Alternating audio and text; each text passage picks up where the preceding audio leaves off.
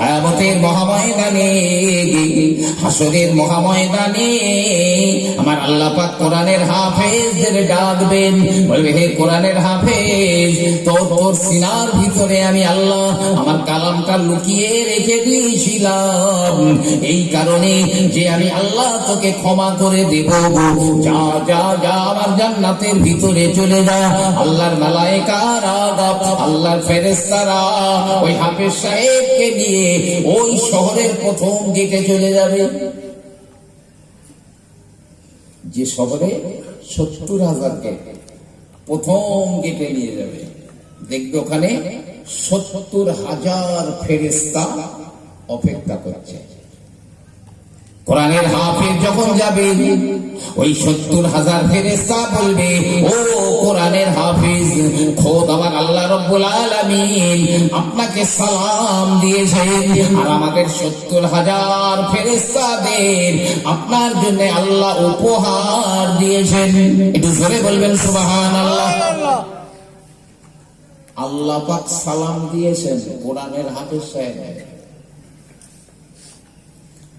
যারা কোরআনের হাফেজ, জীবনে কোনোদিন পিছনে কাটি মারবেন না, পিছনে লাগবেন না। আমার নবী পাক হযরতে আলী রাদিয়াল্লাহু আনহুকে ডেকে বলছে, আলী,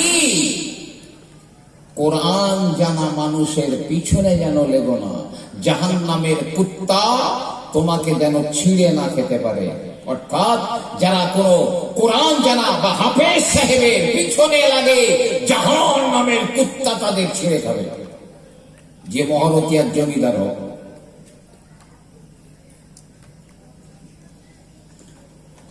এই কোরআনের হাফেজ বলবে, এই ফেরেশতারা তোমরা এই গেটেই অপেক্ষা করো, আমি তোমাদের কবুল করেছি, তোমরা থাকো। হাফেজ সাহেবকে 2 নম্বর গেটে নিয়ে যাওয়া হবে। দেখবে ওখানে 1,40,000 ফেরেশতা দাঁড়িয়ে রয়েছে। সবাই বলবে, হে কোরআনের হাফেজ, আল্লাহ পাক আপনাকে সালাম দিয়েছেন, আর আমাদের 1,40,000 ফেরেশতাকে আপনার জন্য উপহার দিয়েছেন। হাফেজ কোরআন বলবে, হে ফেরেশতারা, ঠিক আছে, আমি তোমাদের কবুল করে নিলাম, এখানে তোমরা অপেক্ষা করো। 3 নম্বর গেটে যাওয়া হবে, ফেরেশতা ডবল হয়ে যাবে, 2,80,000 ফেরেশতা দাঁড়িয়ে রয়েছে।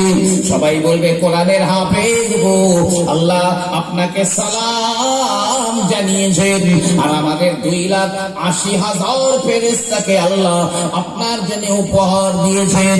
এইরকম ওই গেটে যত ফেরেশতা